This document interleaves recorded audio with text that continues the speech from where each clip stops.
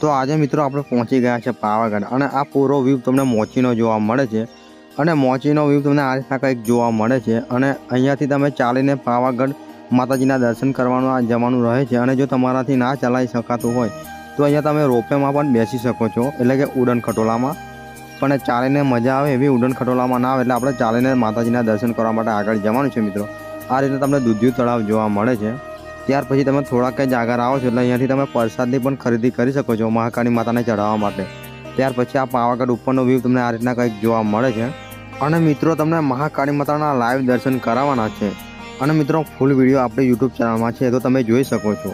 તો આ રીતે તમને મહાકાળી માતાના ભવ્ય દર્શન થાય છે પાવાગઢની અંદર. તો અહીંયા લાખો ભક્તો મહાકાળી માતાના દર્શન કરવા માટે ઉમટ્યા છે. તમે જોઈ શકો છો કે મંદિરના અંદર કેટલી ભીડ તમને આ મંદિરમાં જોવા મળે છે. તો આ રીતે તમને પૂરા મંદિરનો વ્યૂ તમને આવો જોવા મળે છે અને કોમેન્ટમાં જય માં મહાકાળી લખવાનું ભૂલતા ના મિત્રો.